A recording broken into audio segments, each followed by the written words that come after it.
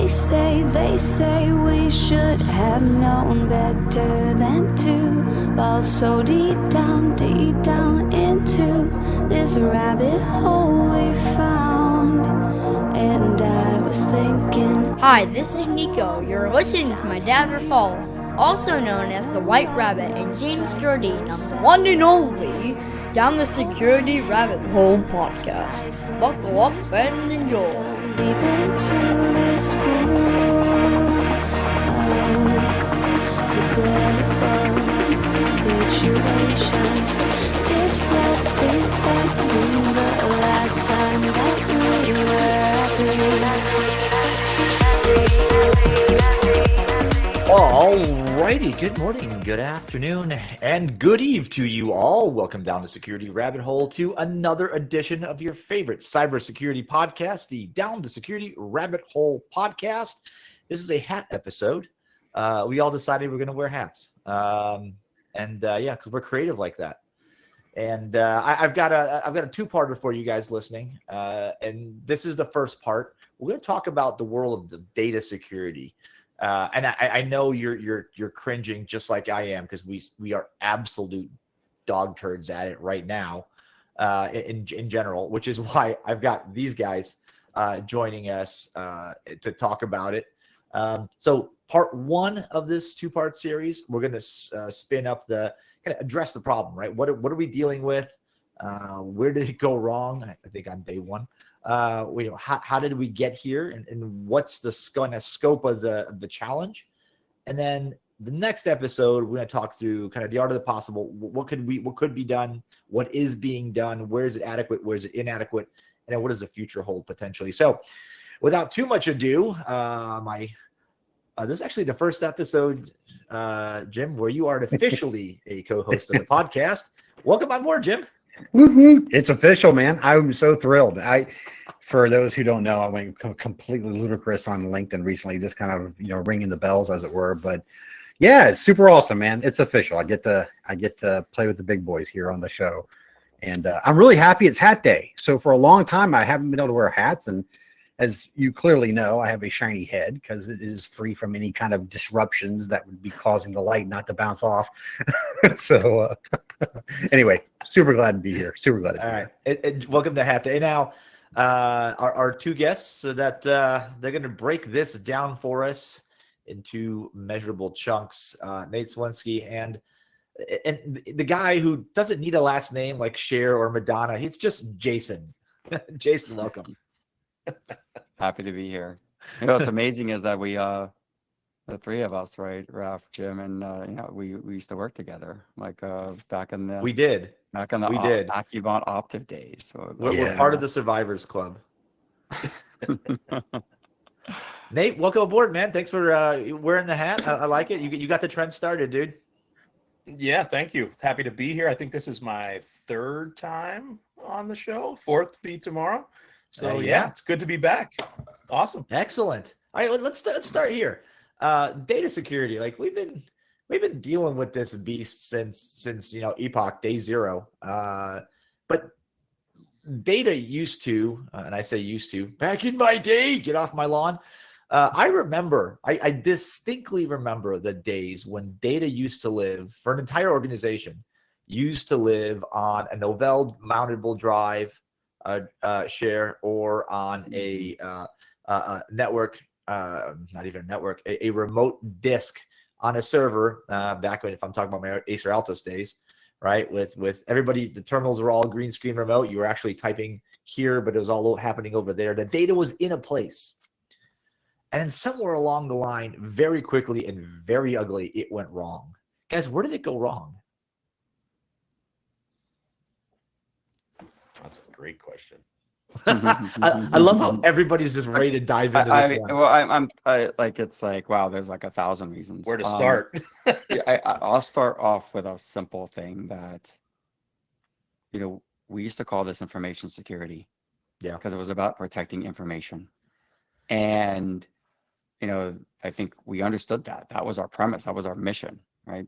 And then somewhere along the lines, we changed it to cybersecurity. And I was actually thinking about this morning as I was like, oh, we have this podcast. I'm like, how did that happen? Like everybody just calls it cyber now. Like, and I'm like, okay, I think that was media. I think the journalists, I think they just called it cyber, and versus like the reality is 95% of our job is protecting information. And I feel like we've overall somewhat, that's a hard problem to solve, and we a little bit lost track of that's what we should be centering on, and that we've really kind of ended up like chasing we all get that that's why we exist, but we almost forget centering on that. We've been chasing threats and vulnerabilities. And spend a lot more money on that than we do data security. And data security is no doubt the least mature domain and the most fragmented domain in all of cybersecurity.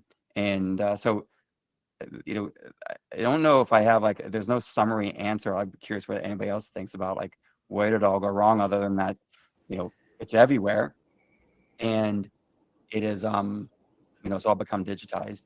Can I pose a hypothesis, and and I'll shut up and let you guys tell me what you think of this. Back when information and data sat in one place on one hard drive or one floppy disk or one set of reel tapes, whatever, punch cards for that matter, that was the opportunity to understand the what's it called, the autonomic, or no, the atomic nature of data itself, like the piece of data itself. Mm-hmm. But it wasn't a priority because we knew it was right there, right? Mm-hmm. And then very rapidly it went from right there, that's it, to just over here, to all the way up, now it's everywhere, right? And so very quickly it escalated from I can see it, I know where it is, I can touch the device where it's at, to now I have no idea, I've lost track of it. And along the way, because we didn't take, this is my hypothesis, because we didn't take the time to actually do information security back then, it became more and more, difficult, exponentially difficult as technology advanced. What do you think? Yeah, I think that's a great point. Because if you think about it, think about what the controls were like back then when everything was in one place, right? We used to do audits for clean desk policy because people were worried about paper being left out that some person could come along and see. And that's where the information was governed, right? Like we had to shred things. We had clean desk policies. You had to check out bankers' boxes of the building when you were leaving if you got fired, or if you were working on a project, someone had to make sure that they signed off on that stuff. It was a very, very basic and kind of simple thing. And then all of a sudden, technology evolved and exploded, and then it was like, well, we want to bring our own mobile devices to work because there's this thing called the iPhone and we think it's cool. We don't want to use BlackBerry anymore, and all of those things. There's just a cascading group of technology shifts, I think, that brought it on, but it was not one or this or another to this to this to this, and it was fast. Yep. Right. Also, we were trying to secure boxes. Remember, we would try to. True. Remember that situation where you were trying to adjust how much attention you gave to this particular box, and it was like, well, how sensitive information, and even then you're like, well, it's all sensitive. We even still had those conversations back then, but we were looking at it as a box in many ways. Okay, we got that box, it's in that server room, it's in that cage, kind of thing, right? And so that's where that application ran. So I agree, Jason. We talk about information security. I'm so glad you brought that up, by the way, and it kind of zeroed off in some interesting direction. But even back then, we kind of compartmentalized because of this locality, to your point, Raph. And then Nate, you're saying is, in come the iPhone and web whatever and cloud whatever. And now it's like this massive rush out to obtain capability, and to get capability, you have to give it information. Yeah. Right. Yep. Or it produces information, and then boom. So I don't think there's one necessarily event, but you're right, Raph. I mean, it did hockey stick, out of control. Yeah, that's very true. And even when you go back to those times, think about those other controls. We take identity as a context. I mean, back in the day when we had server rooms, we had a safe that you would keep all of the admin passwords in, or half of the admin password, and the auditor would come to see if you signed, wrote your signature over the sticky part with the date, and they would be like, I need to see those, because if that's been opened, you're getting written up for a demerit, But like everything was very simple. I can't imagine trying to manage admin accounts like that now. Even we invented the strategy practice offering, Ralph and Jimmy, remember that? And it was an extremely successful practice where we help people. We said, look, we don't need to spend 6 months trying to figure out your strategy. We can help you in 2 weeks to 30 days, and for 1/10 the money that you're spending with others to do it. And I had we kind of invented this simple principle that it was know thyself, kind of Sun Tzu Art of the War. You start with knowing thyself, which is your business and your data. Then it's minimize the attack surface, complicate unauthorized access, rapidly detect, respond, and contain incidents, maximize the operations of that, and align it, and then continue to align into the business. And I say to everybody, even back then, we've all skipped step one. You skipped knowing your data. So, Jason, I think the challenge comes in because everything generates data now. Everything generates information now. And honestly, it was easier when the volume was small to know what the organization did, because it was so much of it was on paper. But as we started digitizing things, it was easier to point to and say, what are the things that we care about, right? And it was invoices, it was time cards, and it was, I don't know, HR data. And you're like, great, that stuff lives right there. And then, Jim, to what you just said, we could say, okay, well, that's that box, right? Or that cluster, or that database. And at some point, compute became ubiquitous. And I think that's the instance where everything went off the rails sideways, where you've got the, you guys remember The Fugitive, where, everything's just train, right? That's where that's the moment that compute became whatever. We said, because I can remember the project that I was on and kind of the company I was in when those two servers are web servers became, well, that's a web server. It also has some file server capabilities, and it's also doing some other stuff. And by the way, it's doing some other things too. And then virtualization, and then cloud, and good Lord, then it just completely. But that's the point where everything could house information. And I think as information security, and then now cybersecurity, we lost touch with, and I would argue some of us never had that connection between what's important to the business and then the technology that we try to put our arms around. The connection's not there. I think that 50% of your data for any enterprise, 50% or more, is no longer on a CPU that you own or control. Fair enough. Right? Like that right there. It's no longer a CPU you own and control. Like it's even way higher when it's like a network you own and control. Yeah. And so we relied so much on the endpoint or the controls and the network controls to be the control point. And those are just gone. When you talk mobile, you talk cloud, you talk third parties. So I think that was a big moment. And that's what's accelerated over the last few years. That's an amazing point. A lot of business challenges or business opportunities that came up in those eras. Ralph, you mentioned remembering the project that you were on, and I remember some of those too, working in insurance and financial services, where everything was in the mainframe, and everybody's like, well, how do we connect the mainframe to the internet? Because we want the omni-channel, right there, omni-channel experience, right? How do we interact? There. How do we connect with the customer? And those mainframes, people were like, well, shoot, I don't know how we're going to do this. And then they started building abstraction layers above the mainframe. That's it. To connect to the web. And now it was like this massive explosion of stuff. I remember that specifically, like multiple projects, and being like, wow, this is crazy what we're doing. I remember when IBM for the AS400 rolled out an FEP, front-end processing unit, the FEP that would run Microsoft Windows. for that very specific purpose. I remember going, "Oh, that's not good. That's not good." Well, because and then followed the data power and all of 100%. that, Yeah. right? Yeah. Look, all those mainframes had wonderful access control domains. Like domains were a thing in the mid 90s, right? We had virtualization on the mainframe. And then back to like, I remember the project I was on and the company I was working, who I was working for, when suddenly the mainframe became a database and it lost all control that it had. And suddenly we moved the control of that to the front end. But I think that like, I would see that is an event that made things worse. But if we had the understanding of what data is, who it's important to, and how long it's important to them, that wouldn't have been so bad. I think that's a good point. I think there was a lot of challenges from a security perspective back. Think of the resourcing. I remember being like a staff of just maybe a couple, like one or two, and those were projects that we would get embedded in.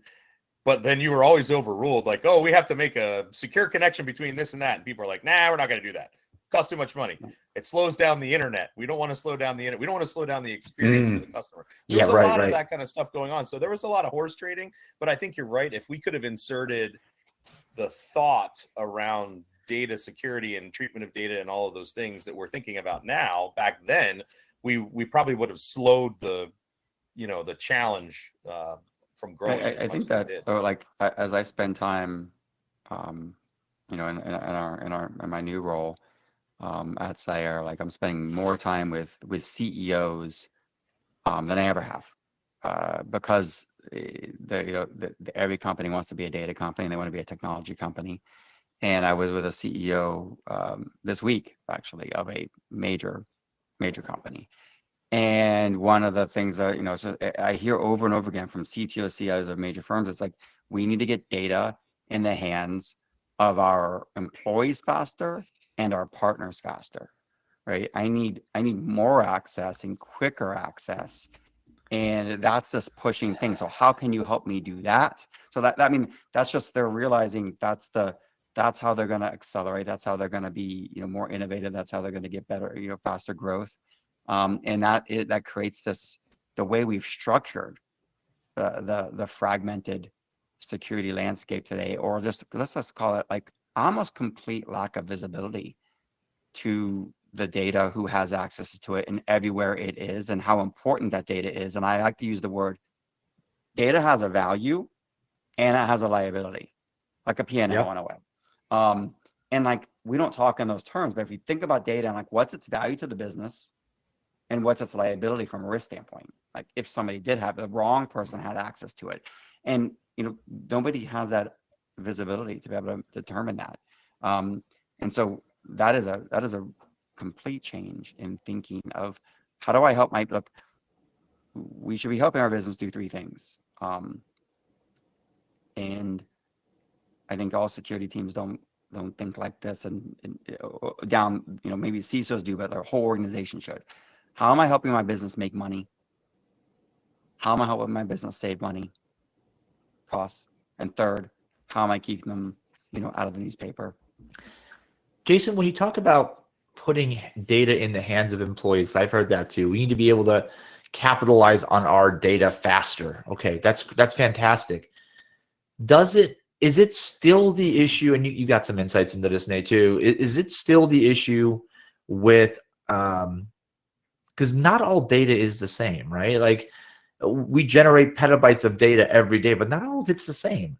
Not all of it has the same value. Not all of it has the same level of confidentiality. And lots of it has a defined lifetime, after which it's no longer a secret, right? The example I use is the publicly traded company that has a quarterly report they're going to release to the market. Up until the minute where that becomes public and your CEO's on CNBC talking to Jim Cramer about it, that is secret, right? Because it could give somebody steals that's a trade advantage to them to beat the market. The minute that it is now, that switch gets flipped from secret to now everybody can download it, you don't care anymore. But it's really difficult for us to understand. And I did this. My GE days, we had a data governance project, God help you, where you had to go through every folder on the network that belonged to you and enrolled up by department, give it a classification of business sensitive, business critical, public, right? Or internal. I think that's what the categories were. I think everybody has the same categories. And then on a scale of like 1 to 3, there was another dimension there. And it was impossible. There was no realistic way even in 2003, 2004. Now this is 20 years ago, kids, to do that at the rate we were generating data. Even if the whole business stopped for a month just to go classify and do all this stuff, the next question became, yes, so what? So then what? Where do you does that classification and that criticality travel? Is it like in the folder? So now there's a giant spreadsheet of the criticalities of every folder in the company. You're talking hundreds, tens of millions of folders, millions of subfolders. Like, that's impractical. So I think that there's a couple of dimensions here. One, Jason, to your point, we don't know what we have. We don't know what we have. Ergo, it becomes impossible to classify and tag it somehow, put some sort of label on it, because it's not a physical device anymore. It's it's here, it's there, it's everywhere, right? And then even if you have it, even if you had that information and you stopped your business and everybody did some sort of magic hoodoo to so you know what every spreadsheet is, every .dat file, every whatever, then what? Right? I think that's where we are. And I know you guys have thoughts on this, but I think that's, broadly speaking, where the internet at large and where enterprises are just absolutely struggling with right now. Absolutely. I think if you take a minute and think back to that time, remember how robust, especially if you were in financial services or anything like that, records management used to be. There was probably like a group of like older women that worked in that department that had been at the company for 100 years because they knew all the business processes that worked there. And they would have acre after acre of those like movable walls that had bankers boxes in them where everything was classified. And then they were responsible for those interactions with Iron Mountain. Oh, we have an investigation. There's a truck coming to drop off 50 boxes today. And then when we're done, they go and they get burned, and we're getting rid of those because it's old. And those processes, like, I feel like there was some point in time where everybody said, we just don't know how to do that anymore. Like, it just became like all the horses left the fenced in yard and they're out of the barn. And it's like, well, we've given up on that. And I think that was like an art back then when there was a level of control and structure around that is lost completely today. Like, people just don't think about it in that same way. But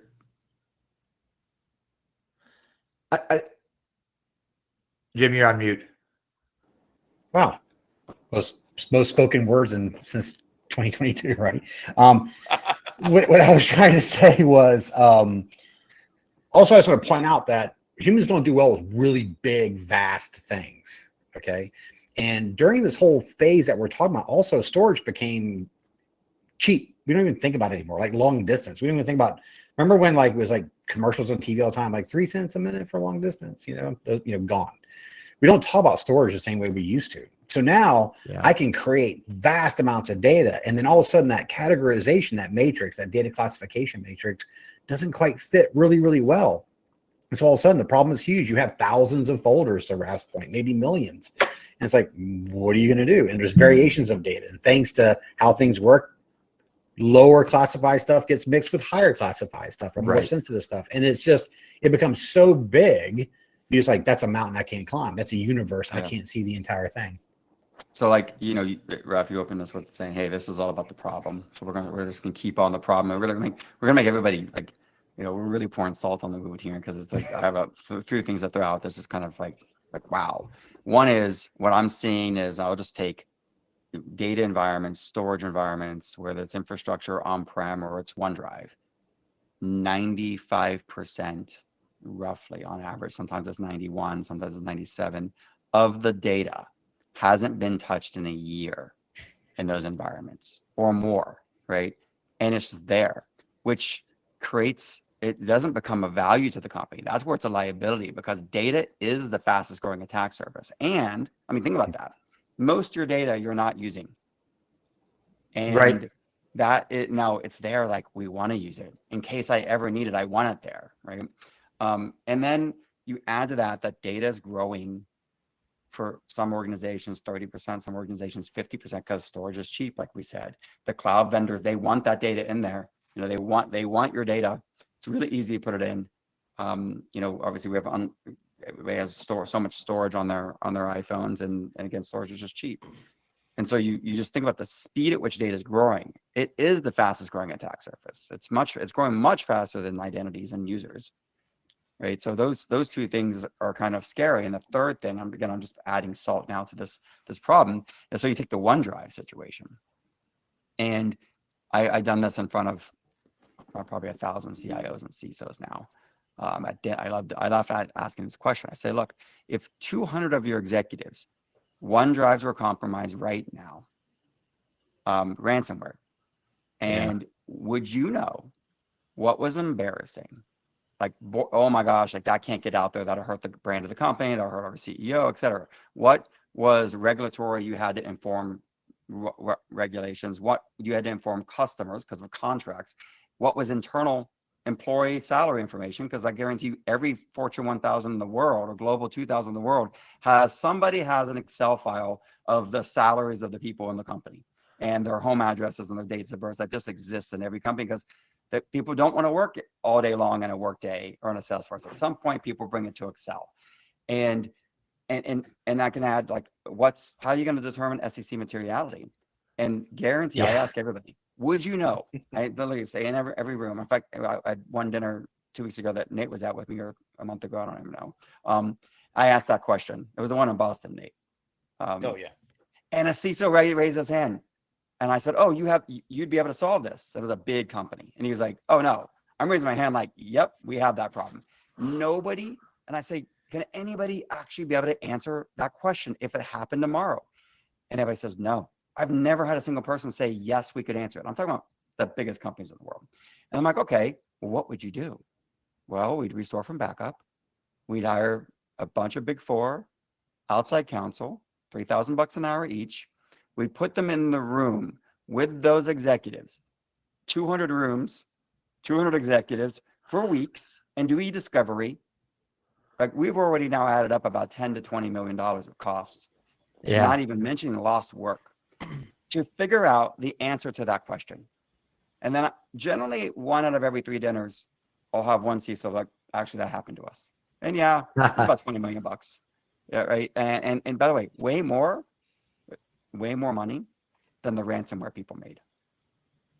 Mm-hmm. So this, Jason, this takes me into a kind of a bad space, because the fact that we have absolutely no idea what's out there, and whether it is simply embarrassing or whether it's something that could put us in criminal types of situations, or whether it's something that could get us in regulatory trouble or whatever.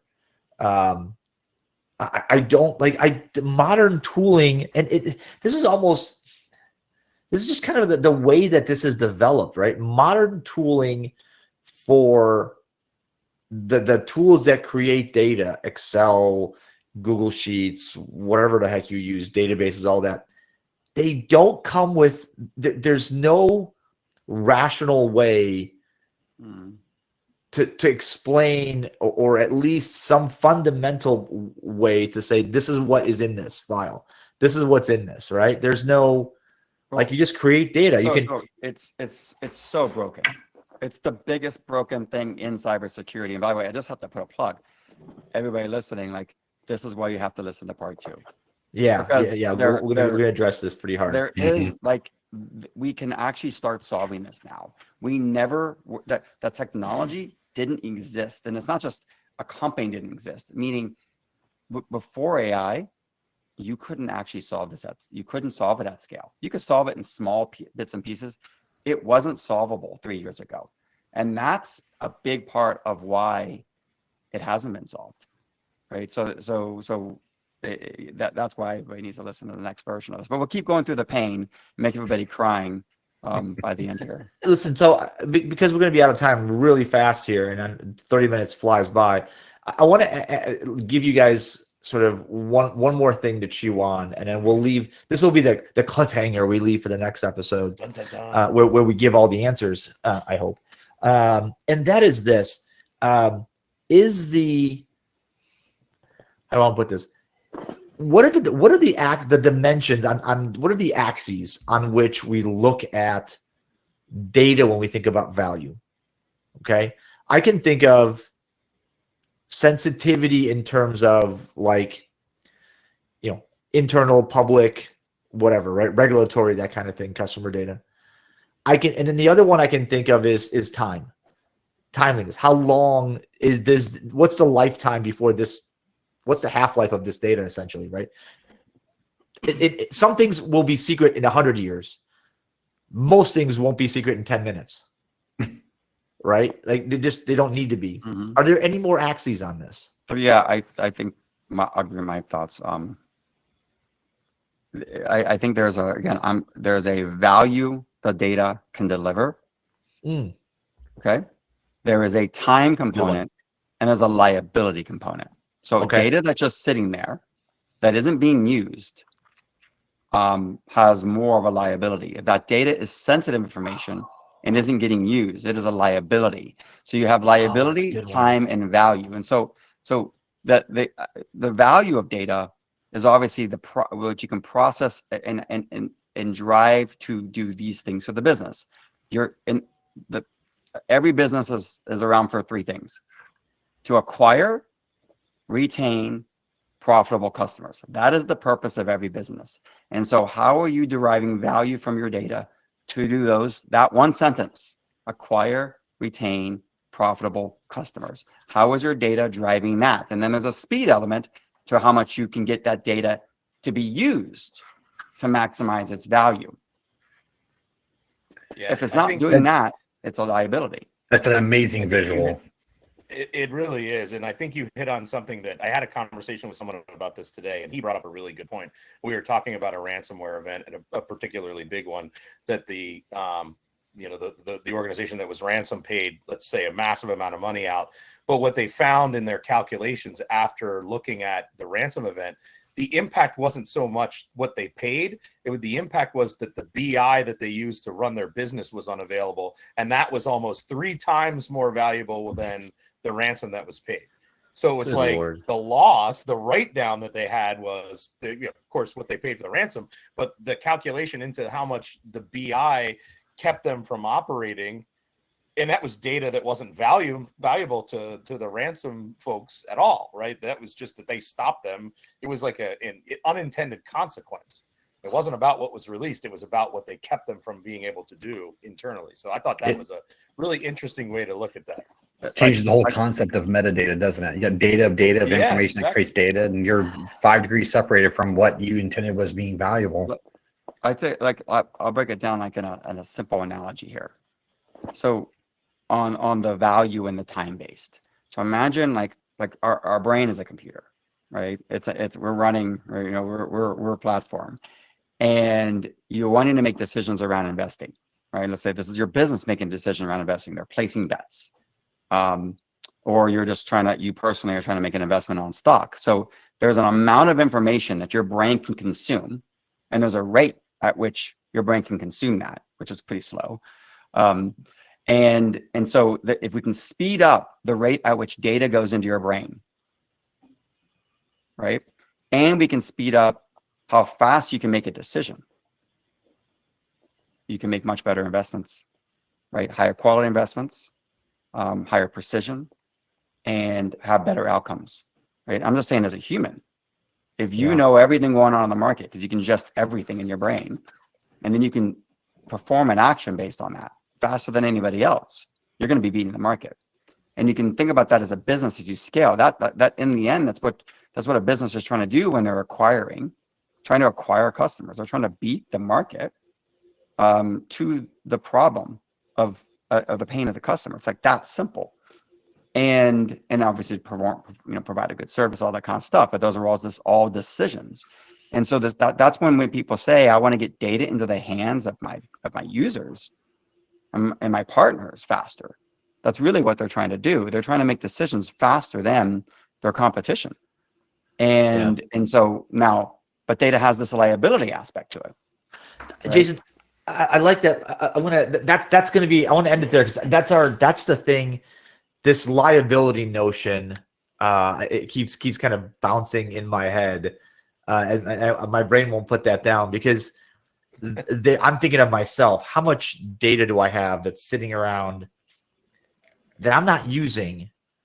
That I may never use because Jim, I think you might have even said this or mentioned this, but cheap storage has increased this problem in a ridiculous way because everybody's a data hoarder now.